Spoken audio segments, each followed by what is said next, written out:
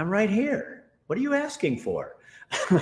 Welcome. The opening, I saw those old pictures of me at KUZI, and that just reminded me, I got the nicest email from a lady the other day, and she says, oh my gosh, you're not even close to who you used to be on KUZI.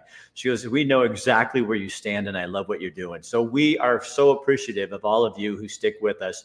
Our numbers are climbing despite Facebook trying to throttle us back. The problem is for them is the truth sets people free, and everybody knows that. And one guy, one of our sponsors, who's really big on freedom,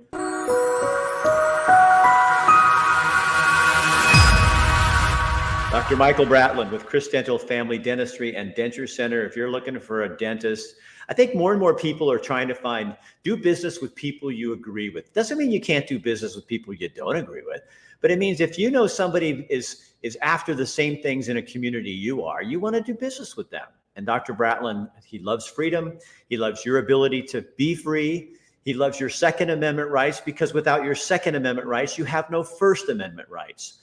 So if you're looking for a dentist, or you're just thinking, I want to do business with people that think like I do, Dr. Michael Bratland might be just the guy for you.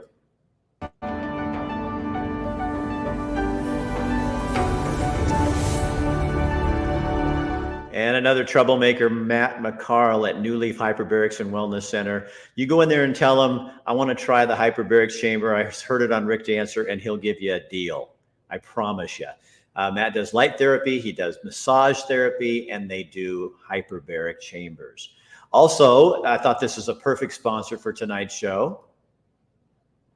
Douglas Timber Operators out of Roseburg, representing timber operators all over the region. They've been a sponsor for a long time. We do a lot of shows with them to promote and talk about the real side of the timber industry, not the make-believe side that we hear so much of. And that's going to relate really well to our topic tonight. And our last sponsor for this evening,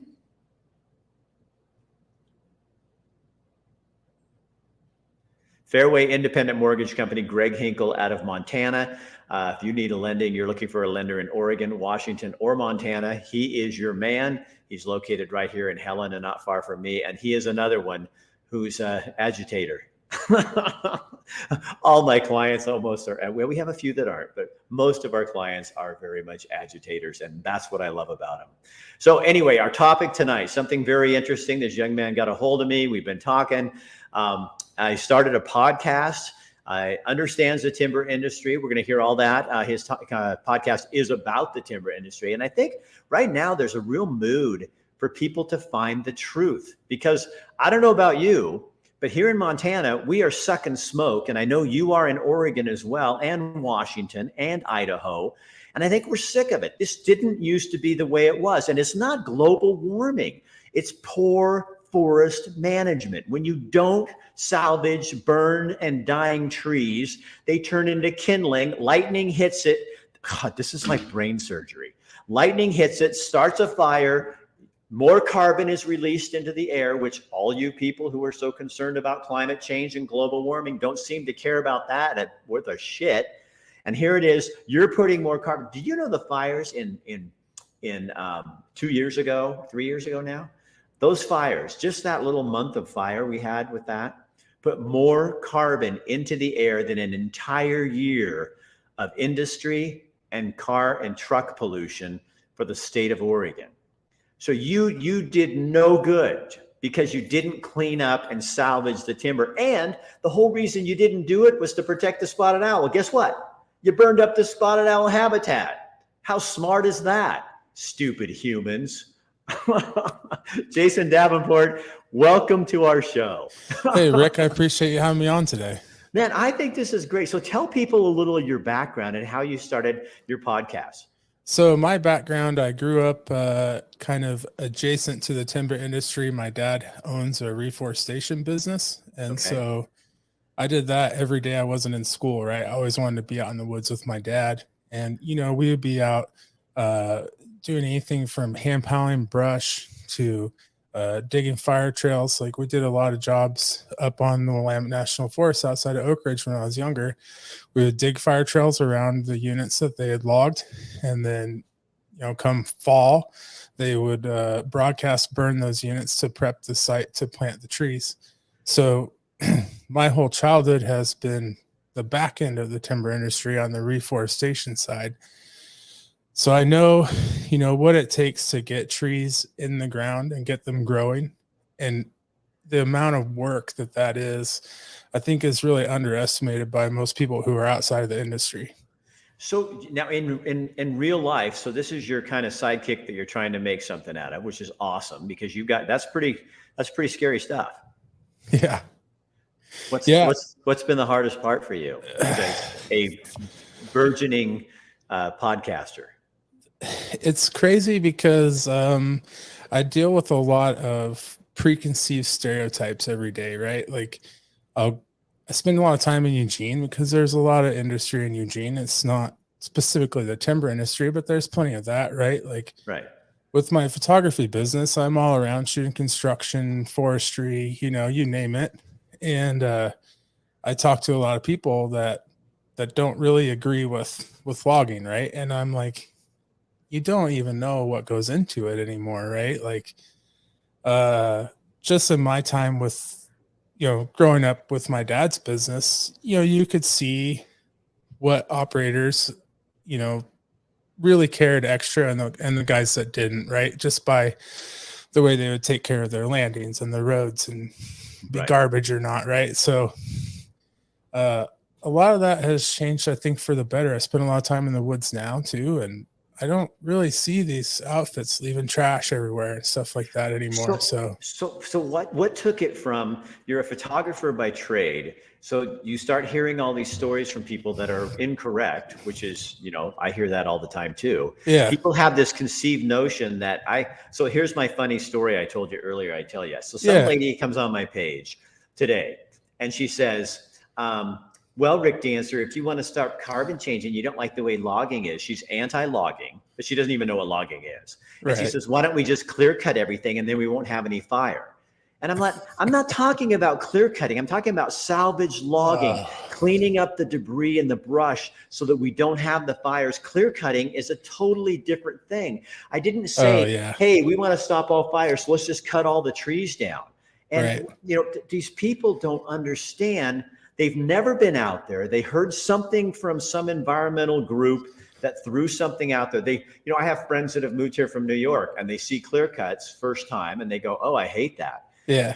And then they see that's how you then have ground to replant new trees, which are stronger and do more for the environment for carbon. Yep. And there's a cycle of management that goes on here and they don't understand that. So what was it for you that took you from the frustration of hearing these stories to now, what do you do on your podcast to change that? So the easy part of that answer is the reason I started the podcast is I was shooting some photos and videos of the hazard tree removal work up on Highway 126 up in McKenzie. And, these guys are out there. They're doing some wild stuff, right? Like they're flying people into burnt trees, like on a crane, or like they're using a helicopter for a crane to remove some hazard trees out on the McKenzie Highway. And I met a woman up there. Her house had burned down and her parents' house that was right across the highway from hers had also burnt down. And she was probably in her late 60s or early 70s. And she just couldn't understand why the private timber companies up the McKenzie were clear cutting all the burnt wood. Like she was mad, Rick. I mean, she was super upset. She says, I'll never see this valley green again in my lifetime. And I was like, this right here, I've got to do something to try and share, the truth about the industry. Right. Right. So I started my podcast, started talking to loggers, equipment operators, business owners, foresters. I just had on a guy who's a cruiser.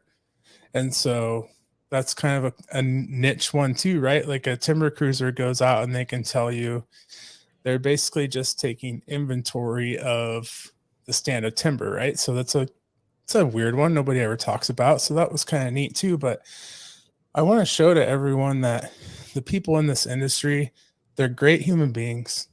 and they do care about the forest, right?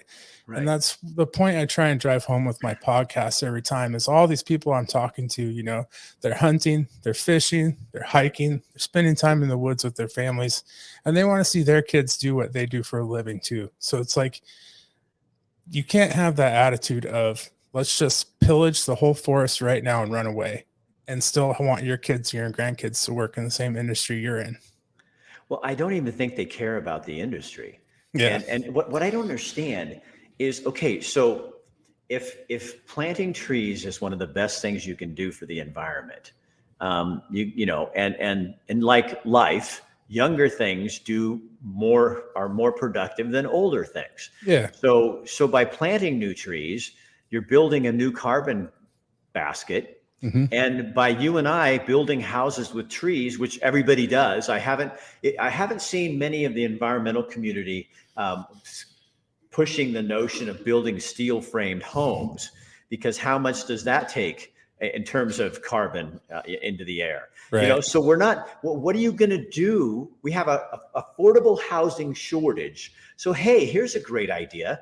Let's make it harder and harder for timber companies to harvest timber. So the product is so expensive that those poor people or middle-class people that we say we care so much about can suffer even more and not have a house. And then you blame someone else. Oh, well, it's the contractors, or, oh, it's the city. Oh, it's this. Well, it all comes to roost when you start with that basic product. And I don't see them, if they're so valiant, it's like the climate change people that are flying around in private jets. I get the same thing. I feel the same way. Okay, all of you people who are anti-logging industry, sell your homes and go live in a fucking tent.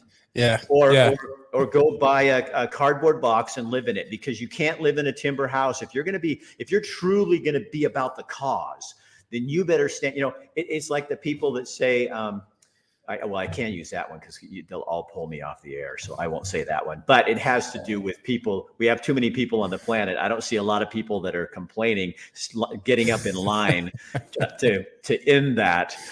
You know, it's like, it's so hypocritical. So what's your how old are you?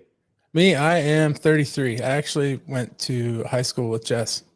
Oh my young. So you're a Thurston High School graduate. Okay. Yep. So was this like a big, I mean, how did you jump into, because podcasting is, I mean, a lot of people do it, but you had a purpose, you had a reason why. I just felt like, I still feel the same way, right? Like I have that drive and that purpose behind it. Like I'll do it for free for the next 50 years. You know what I mean? If it will just help people to see that the timber industry isn't out there to hurt the environment or anything like that. You know what I mean? Like that industry has put a roof over my head my whole life in one way or another. And before I was a full-time photographer, I did welding and line boring for the local John Deere dealer. And we primarily sold forestry equipment. Like, you know, so I've either been in the industry and the reforestation side or industry adjacent my whole life with my welding career. And now I'm doing photography and I'm still industry adjacent, industry dependent.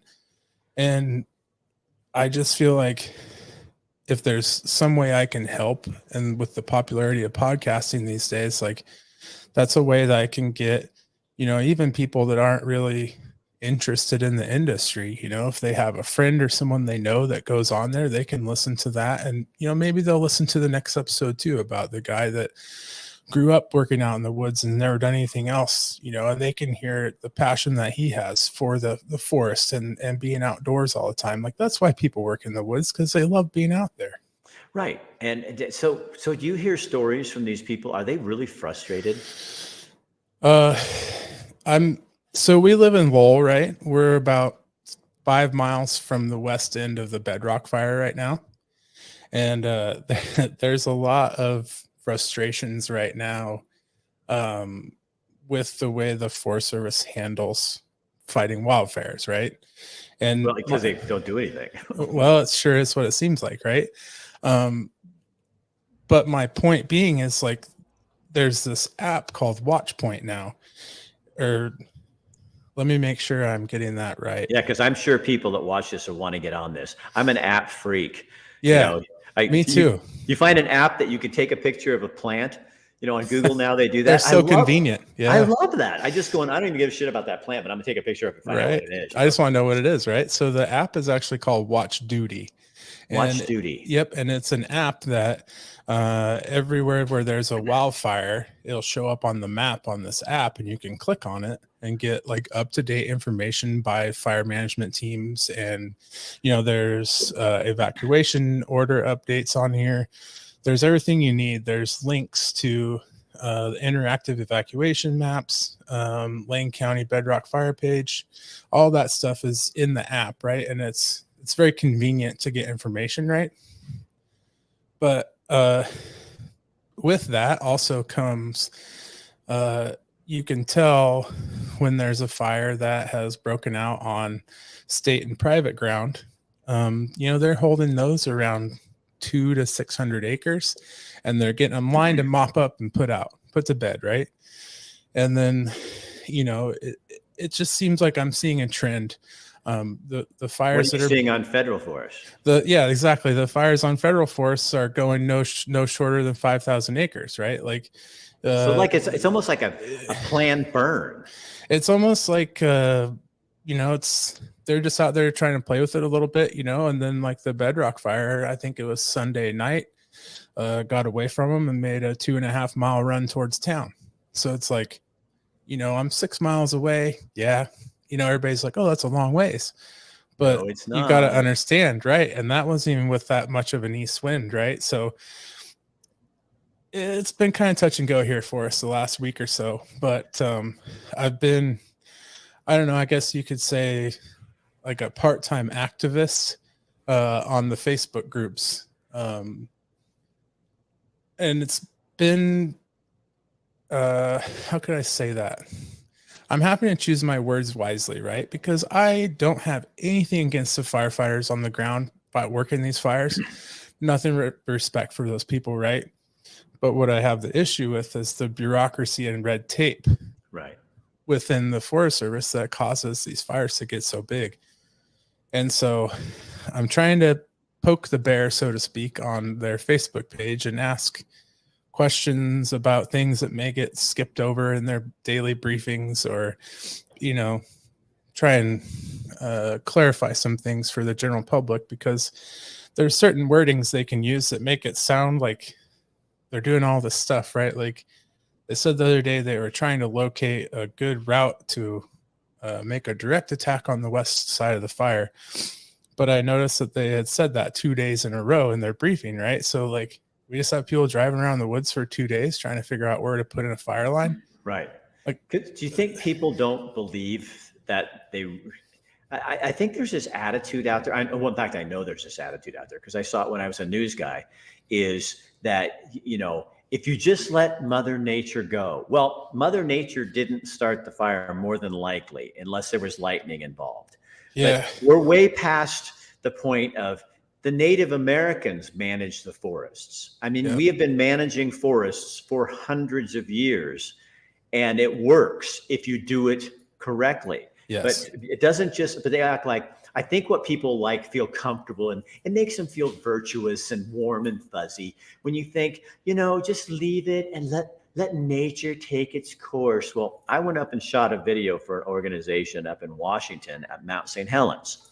And here's where Mount St. Helens blew in the 80s and blew up. And I went up there, and you shoot, and where you let Mother Nature go, where the Forest Service had the land, it looks like shit. Yes. There's nothing.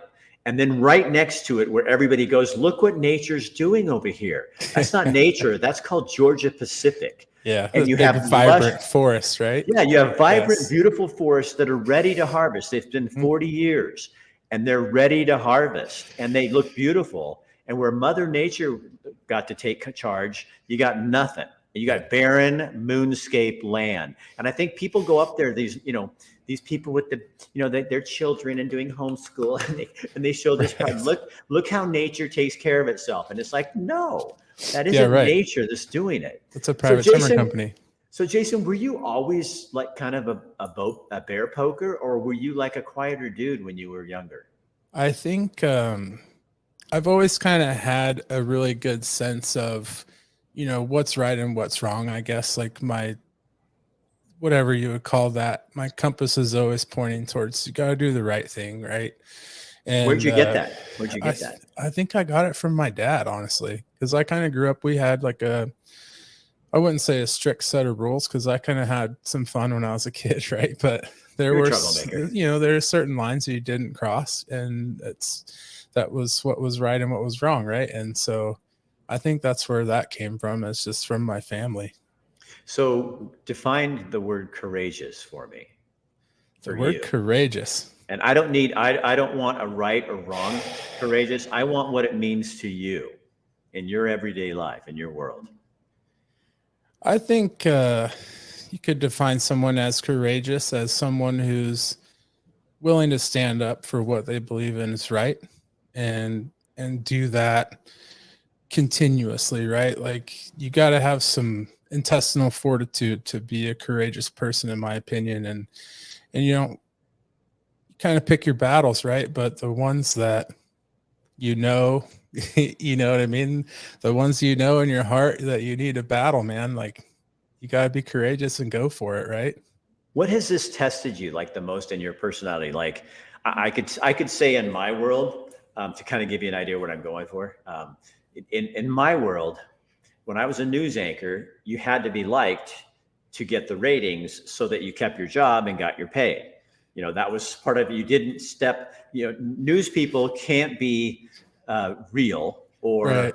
or really attack things because you have to be liked at the same time. I think what I've learned from running for Secretary of State in 2008 and doing this job, especially since the pandemic and all this, is I, I, I'm going to be courageous. For me, it's like I'm just going to say what I believe to be true. The truth is the only thing I'm after.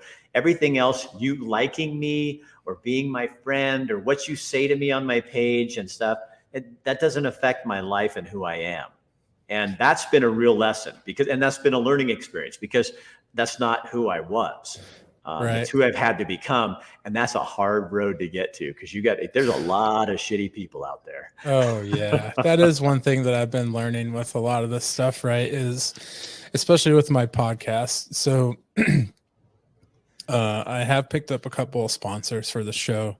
But I've had so many offers from larger companies like, hey, we want to, offer you X amount per show, but we want you to redo the intro and say that it's, this company name Landing Podcast. And, they wanted complete control over the show, like who I interviewed, what questions I would ask, the duration of the shows. And I was like, that doesn't make it my podcast anymore. Right. So like, I'm going to have to decline. Right. So I've gotten lucky and picked up a couple of sponsors that they don't care who I talk to. They don't care what I say. They know that they know who I am and they trust that I'm going to be a genuine to myself and just be me. Right. And that's the cool part about the timber industry is these people want genuine folks and they can tell if you're bullshitting them. You know what I mean? They'll see right through that. So, yeah. No, I've had the same experience. I mean, we had, during the pandemic, I lost several because I think I was, for them, too out there and open about it, about my thoughts and feelings. But the people that I have that still back me or continue to come on board, we just got 2 new clients. And those are people who most of them get a hold of me and say, I love what you're doing. How much, what is it? And I want to see what we're doing. And those are the kind of people I need because, and I want, because I don't want, like you, if it's called Get Real with Rick Dancer, it can't be most of the time real with Rick Dancer. It can't be, well, here's the wishy-washy Rick Dancer. It has to be what you really think. And that's the hardest part about doing this business. And it's the best part about doing this business. Well, it's absolutely hard too. Like for me, when I started the podcast, I was still working full time for a really large corporation. Right. And so I had to walk kind of a fine line for a while there, Rick, to where I could say what I wanted to say. I just had to make sure and I said it the right way. You know what I mean? Because my family's livelihood was on the line if I did say something incorrect or offensive or whatever, you know what I mean? So yeah, I've kind of been through a little bit of that, not quite as much as like being a news anchor or whatever, but it's I feels a lot more free now too that I'm self-employed, that like I can just be myself and say, Yeah. what I want to say and what I think needs to be said. And there's a lot of freedom in having that feeling. Yeah. I remember when I was at KEZI and like websites and stuff like that were just coming out. So I went and bought anything Rick Dancer, rickdancer.org, rickdancer.com, Rick Dancer TV, everything. So KEZI couldn't buy it. And then I started a website and I started talking on it, building an audience because I knew I was looking to get out of there doing this. And I remember one day the owners came to me one day and said, so do you have a website? Said, yeah, rickdancer.com. Yeah, we've been seeing what you're writing. Oh. And I went, okay. And they said, okay, yeah. And they never said a word. That was it, huh? Wow. Uh-huh. Because it was like, well, they kind of needed me at the time. Yeah, copy that. So that's, having someone by the is always an easy thing. But they didn't. And then I remember like when the Register Guard newspaper in Eugene, when all this started coming out, I would be sharing articles from them, on my page and stuff. Uh-huh. And I remember the time they wrote me, because they still don't understand how a website works, which is why they're going under. But it was funny because they called and they said, we don't want you sharing our articles anymore. And I'm like, do you understand that's a good thing? Yeah, right. Like when I'm sharing your articles, that means all of my audience is seeing your article. Stop. It's not your content. And KEZI said the same thing. You can't share anything in here. So then it was kind of fun when the Chambers sold the place. They took a lot of the old video and gave it to the University of Oregon library. So I went to the University of Oregon library and I negotiated a deal where I got to use all my old stuff if I gave them credit for having the video. So I got all my old video back. So I was making money, like charging on shows and making money from my stuff that I did at KEZI on my TV show. Wow. It was That's awesome. It was kind of, for me, it was like one of those things where you go, oh, this is righteous. Yeah, right. You're just like, checkmate. Yeah, I got this. And I got along fine with the Chambers family very well. They had no problem. When Scott found out, he's passed since now, but when he found out, he says, oh, I heard you're using your old videos. And I said, I am. And he goes, that's pretty smart. And I said, well, funny. As soon as I found out you did it, because I had little feelers out in the community. And as soon as I knew the deal was done, I'm in there going, okay, how do I get copies of all my stuff? And I'd be in there on a computer with a DVD, like an actual DVD, shutting them in and copying story after story after story after story. It was so funny. I look like one of those it'd be like a movie where I'm stealing something or something. Yeah, right. That's funny. So what is your hope for your podcast? My hope for my podcast, honestly, is just to help. It's two things really, right? Is to help more people understand the way the industry works and how far it's come in the last 100 years, as far as environmental precautions and stuff like that go. And then the other thing is also, I want to try and drive interest towards the industry with younger people. All these industries and blue collar jobs are having a hard time finding people to work nowadays. And like logging isn't quite what it was in the 70s anymore, right? Like you're not fighting 1-inch chokers if you're setting chokers. Like everything is going a lot more towards being mechanized and stuff like that. So, there are still some outfits running big towers and they're going to be setting chokers just like they were in the 70s. But, the industry's just changed a lot. And I feel like it got a black eye somewhere in like the 80s. And as a whole, the industry kind of just shrunk back into its shell like a turtle and decided that, any press is bad press for us no matter what. And I want to try and help change that. And how has this changed you? It's kind of opened my eyes, honestly, Rick, to the broad scope of people that work in the industry. Like, for example, the last guy I interviewed on the podcast, he's a timber cruiser, but he's from like Philadelphia. Huh. Came out here because he loved riding mountain bikes and stuff, and then tried out cruising for a couple days, like on a weekend, just job shadowed a guy, and he's been doing it ever since for the last like 6-7 years. And so, it's stuff like that that really kind of motivates me to keep going with this. Cause like, that's one example, right? Like, I have a fairly decent following on like Instagram. And so I've got another guy that came over from Australia to, I believe it's John Day, Oregon, to drive a log truck. Huh. Like he came all the way over here just to be a log truck driver because he thought it looked cool on my Instagram. So like, it's stuff like that that just kind of opens your mind up to like, there's so many different possibilities of what you can do, sharing things on the internet, right? So Right. it's a pretty good motivation to keep going. So how has it changed you though, just as a person, not in terms of how you see the industry or them, but what were you before? And now you have this voice where, you know what I mean? Yeah, I see what you're saying. I think it's actually tamed me down a little bit because I've always liked to kind of run my mouth and have confrontational conversations with people, right? Mhm. Because I know that no one, I guess you could just say that I like to argue, right? When I was So younger. you're a debater. Yeah, but I've had to learn how to do that properly now, if that makes sense. Like, I don't want to go out and perpetuate stereotypes, right? And just go cuss at somebody and have a big rigging fit about, how they're wrong or they're hippies or whatever. Right. So it's changed a lot of like how I carry myself and the words that I choose to use when I'm having conversations with people. So how do people find you? They could find me on Facebook and Instagram. Facebook's Jay Davenport Photography.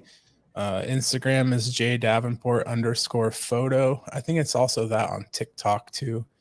But and then where do they find your podcast?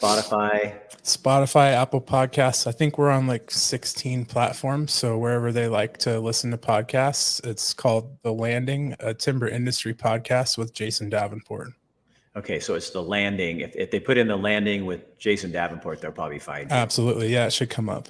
And how often are you dropping a podcast on? We're bi-monthly right now. So every 2 weeks. I try and post around the 10th and the 25th with the podcast. Okay. Well, Jason, keep in touch with me, okay? Okay. And if you find something really interesting, I'd love if I'm doing this thing called, but that's how you got a hold of me, but The Truth About Timber. And when I release one of those, I'll let you know, because if you'd push it out there, that'd be great. Absolutely. I'd be happy to. We really want people to see. I've just set up, I'll break it to my audience and to you. I just set up a story for September. We're going to do the same person, the same logger. But one, I'm going to get up early in the morning and follow him, the life like a day. There you go. Yeah, day in the life. Logger. And then, and he's a super cool guy, and he's working down in Coquille. Okay. And then he and his group are working, bulldozing and working on the fire down there at this time. So if that's still going, I'll go there. And if it's not, we'll find a way with video and stuff to make that a story too. So we want to do two things. One is show how the loggers in the industry really gets in there, even before the Forest Service and those folks, to start putting out that fire. That's one story. The second one is just, who are these people? Yeah. What does that look like to get up? He's getting up at 2 a.m, driving to Coquille, and then, going out all day and then coming back. And crazy, huh? Yeah. So we're going to show that so people can see it. We've had a huge response to this. So what's your viewership, do you think? Do you know? On my podcast? Yeah. Yeah, so I've got 30. I guess that's a listenership. Yeah, because I don't have it on video yet. I'm still just kind of a small time podcaster dude, but I've got 38 episodes up, and we just crested 50,000 listens like the week before last. That's awesome. It's not too bad, right? Like, no, that's not at all. For being a super niche show, we do pretty good. Yeah, no, that's awesome. Well, I'm happy for you. Yeah, keep in touch and let me know if you get a good story or you want something you want to push out there, and I'll have you back on. If you get somebody really good that you want to bring on with you, okay. I can put you and that person on here and the three of us can be on together. Okay. Yeah, that'd be cool. I can put you on video that way and then you ask the questions and I'll just throw stuff in, now and then, and we'll see how it works, but I'd be open to do something with you. Okay. Awesome. Well, I appreciate it, Rick. All right. So again, Jason Davenport, the Landing. Look up those two together, The Landing with Jason Davenport, and you will find his timber show. Jason, thanks for being with me. I appreciate your time. Hey, I appreciate you, Rick. Thanks again. All right. See you later. Bye. All right. So again, there's another source of information you can use to get the truth about all these different topics. And we want to thank our sponsors, Chris Daniel Family Dentistry, New Leaf Hyperbarics and Wellness Center, Douglas Timber Operators out of Roseburg, and Fairway Independent Mortgage out of Helena, Montana. I'm Rick Dancer. Share this on your page. Let other people know it's not over.